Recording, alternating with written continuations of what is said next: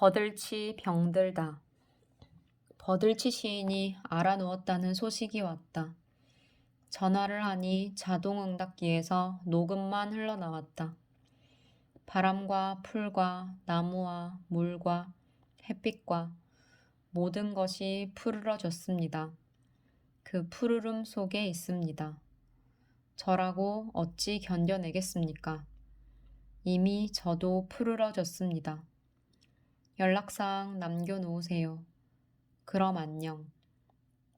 끝부분의 안녕이 좀 닭살이 돋는 경향이 있긴 하지만 버들치 시인의 이 자동응답기 녹음은 그 자체가 하나의 시 낭송이다.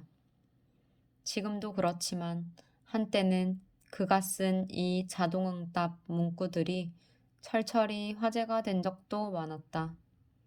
이런 건 어떤가? 덥기는 덥지요? 고추밭에 빨갛게 익은 고추를 안 따고 놔두었더니 그만 뚝뚝 떨어져 버렸네요. 집에 있는 고추들은 잘 간직하고 있겠지요. 이 더위에 고추가 축축 늘어져 떨어지지 않도록 잘 붙들어 매주시기 바랍니다. 전 지금 개울가에 있습니다. 뭐 하냐고요? 빨래하지요. 안녕. 한 번은 그의 집에서 내가 전화를 받자 누군가 다짜고짜 말하기도 했다. 에이, 전화를 받아보네. 끊고 다시 걸 텐기 받지 마쇼잉. 이 응답이 하도 유명하다고 해서 내가 들으러 일부러 걸었구마이. 아무튼 왜 아픈가 궁금해 낙장불입 시인에게 전화를 했더니 얼마 전 버시인이 출타를 한 중에 랄랄라가 누군가에게 잡아먹히고 나서 버시인이 그만 알아누웠다고 했다. 랄랄라는 정죽이 무서워서 강아지도 안 키우는 버들치 시인이 하는 수 없이 키우는 닭의 이름이었다. 그를 위문하러 남녘으로 가는 길에 마음이 무거웠다. 그에게 랄랄라가 가지는 의미가 어떤 것인지 다 짐작할 수는 없지만 지난번 버들치들이 죽었을 때의 일을 내가 기억하고 있기 때문이었다. 예전에 버시인은 집 앞 개울에 버들치를 키웠다. 먹다 남은 밥 알갱이나 쌀뜨물을 부어주면 몰려들어 그걸 먹었다. 바위 틈에 숨어 있다가도 버시인이 나타나 손 딱따기를 치면 모여들었다. 여름날 그가 아무도 없는 개울에서 벗고 멱을 감으면 그의 몸에 몰려들어 입으로 톡톡 인사를 건네던 그들이었다. 그러던 어느 날 집을 비워두었다 돌아오는 길에 올려다 보니 집 앞 개울에 건장한 남자들이 우글거리고 있는 게 보였다. 순간 가슴이 덜컥했다. 가끔 집 앞 개울에 버들치나 다슬기를 잡으러 오는 아낙네들을 보면 차라리 내가 돈을 드릴 테니 시장에 가서 사드셔요. 그건 제가 키우는 거예요. 하고 전에 없이 큰 소리로 역정을 내던 그였다. 그런데 이번엔 건장한 남자들이었다. 그들의 손엔 전기 충격기가 들려있는 것이 먼저 눈에 띄었다. 벌써 버들치 몇 마리가 기절한 채로 둥둥 물 위로 떠오르고 있었다. 버시인의 눈에 핏발이 섰다. 건장한 남자 셋은 태연하게 기절한 버들치를 양동이에 주워 담고 있었다. 이대로 간다면 그가 날마다 밥풀을 주고 키운 버들치들이 다 고추장 양념 속으로 들어가 버리고 말 것이었다. 그는 마지막 시도를 하기로 했다. 얻어맞아도 좋고 짓밟힌데도 좋으니 버들치들을 살리려고 마음먹은 것이었다. 생전 싸움이라고는 해본 적 없는 갸냘픈 버시인이 할 수 있는 일은 하나였다. 기회를 보아서 온몸으로 그 버들치를 담은 양동이를 들이받아 엎질러서 그들을 다시 개울물로 돌려보내는 길뿐이었던 것이다. 버시인은 가빠오는 호흡을 고르고 맘속으로 숫자를 세었다. 셋, 둘, 하나. 얍. 1초도 안 되어 버시이는 남자들의 완강한 제지에 의해 개울 옆으로 나뒹굴며 이마를 깨고 말았다. 에잇, 재수 없어. 힘도 없는. 당신이 버들치 애비라도 돼? 남자 셋이 산을 내려가 버릴 때까지 버시이는 거기 엎어져 있었다. 저녁 무렵 약속에 나타나지 않는 그를 이상히 여겨 우리가 올라가니 저무는 집 텐마루에서 이마에 피가 엉겨붙은 채 그가 망연히 앉아 있었다. 놀라는 우리에게 그가 힘없이 말했다. 모든 게 내 잘못이야. 사람을 경계하게 했어야 했는데 내가 그 애들을 너무 경계심 없게 키운 거야.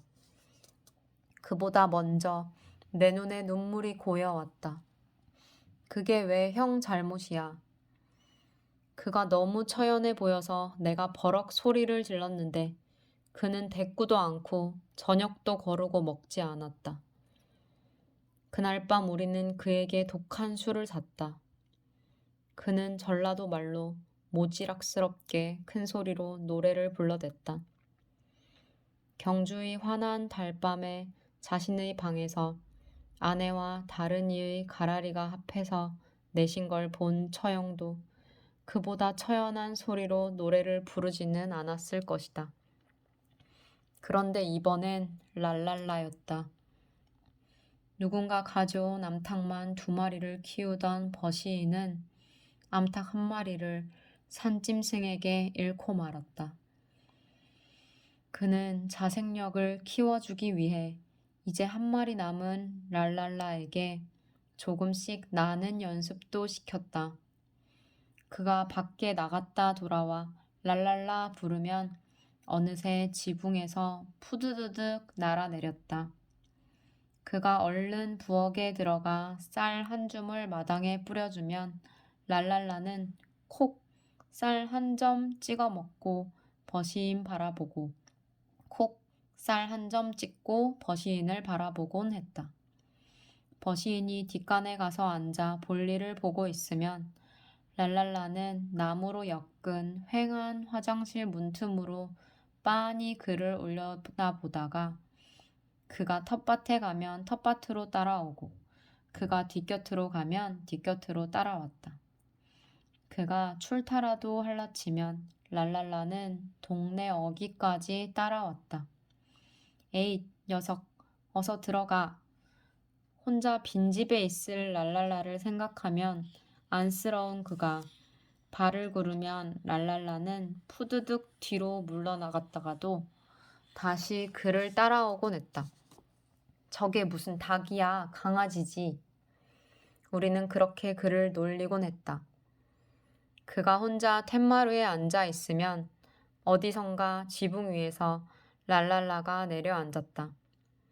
정교한 한여름의 마당, 햇살만 희게 부서지는데 그와 랄랄라의 눈이 마주치면 랄랄라는 희한하게도 한쪽 날개로는 뒷짐을 지고 한쪽 날개를 머리 높이 올리고는 빙그르르 맴을 돌았다. 놀란 그가 다시 바라보자 이번에는 반대쪽 날개를 뒷짐지고 다른 날개를 올려 빙그르르 맴을 돌았다.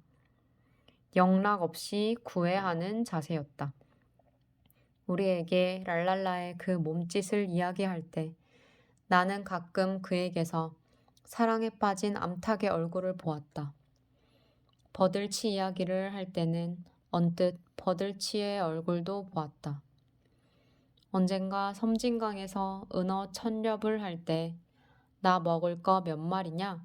물은 그가 비닐봉지를 가져와 자신의 몫인 2마리를 죽이지 않고 그대로 연못으로 가져가던 것을 기억해 보니 그때 그의 얼굴에 얼핏 은어스러움이 어렸던 것도 같다.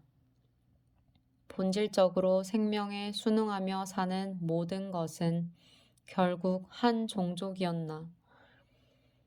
그런데 이제 그는 많이 늙어 보였다.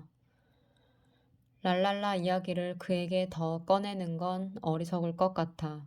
나는 말없이 부엌으로 갔다. 죽이라도 끓여주려고 해서였다. 그런데 냄비마다 죽이 담겨 있었다. 전복죽, 잣죽, 땅콩죽. 무슨 죽을 이렇게 많이 끓였어? 내가 묻자 그는 끓이긴 그러지 말라는데도 자꾸 가져오네 참 하곤 담배를 물었다. 그때 그의 마당 밖으로 차 한 대가 들어서는 소리가 들렸다. 그리고는 언제나처럼 낯선 여자가 내렸다. 문을 열던 여자는 우리 일행이 있는 것을 보더니 버시인님 아프시다고 해서 좀 끓였어 예. 흑임자 죽임더 하며 냄비를 내밀었다. 그리고는 행여 우리에게 패라도 될까 횡하니 떠나버렸다. 따뜻한 흑임자죽 냄비를 들고 벙글거리는 나를 보고 버시인이 말했다. 괘씸한 것들, 그렇게 죽 끓여오지 말라니까 참 하며 빙그레 웃었다. 버시인은 뽀시락뽀시락 일어나 마당에서 머위를 따고 쑥부쟁이를 캐서 된장과 매실즙에 각각 묻혀 우리에게 내놓았다. 식성 좋은 우리는 죽을 4가지나 골고루 잘 먹고 나서 기어이 한마디씩 했다. 여기에 닭죽 한 그릇만 더하면 금상첨화인데. 버들치 시인이 버럭 소리를 질렀지만 이미 그의 얼굴에 서러움이나 노여움은 많이 가셔 있었다. 그래서 우리는 하는 김에 더 나갔다.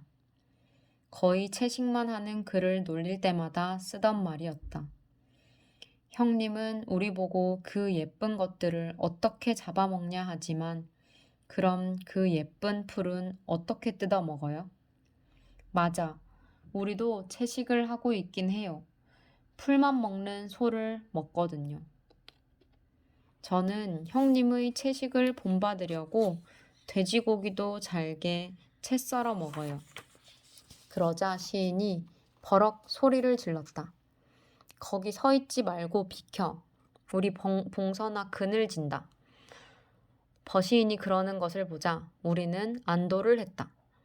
그건 그가 다시 평상심으로 돌아왔다는 이야기였다. 그때 전화가 울렸다. 전화를 받은 버시인이 손사래를 쳤다. 안 돼요. 절대 가져오지 마셔요. 여기 죽 남아 돈다니까요. 절대 가져오지 말라니까요. 전화를 끊기도 전에 밖에서 다시 자동차가 멎는 소리가 들렸다. 내다보니 다른 여성이 냄비와 찬압을 들고 차에서 내리며 버시인님 계세요? 제가 죽을 좀 쏘아왔는데요. 했다. 버시인이 한숨을 쉬었다. 그러자 낙장불입 시인의 아내 고알피엠 여사가 낙시인에게 말했다. 여보, 우리 버시인님 뒷집으로 이사를 할 걸 그랬나 봐. 그러면 밥을 안 해도 될 텐데. 우리가 킥킥 웃자 고알피엠 여사는 덧붙였다. 여자들이 참 이상해. 혼자 산다고 버들치 시인만 챙겨주고 나 있다고 우리 낙장불입 시인은 안 챙겨줘. 낙 시인이 그런 그녀의 말을 받았다. 그럼 당신이 없어져 봐. 어떻게 되나. 순간 남편을 째려보던 RPM 여사는 무언가 생각에 잠기더니 약간 처량한 척하는 목소리로 물었다. 버시인님, 우리 내일 집들이 날인데 죽 남은 거 좀 가져가도 돼요? 추신. 후에 누가 다시 버들치를 가져다 주자 버들치 시인은 연못을 파고 경계심을 길러준다고 동작에 산매기 혹은 빠가사리를 함께 넣었다. 그 버들치들은 아직 잘 있다는 설이 있다. 왜냐하면 경계심이 충만해진 버들치들이 낯선 사람들에겐 절대 얼굴을 보여주지 않기 때문이다.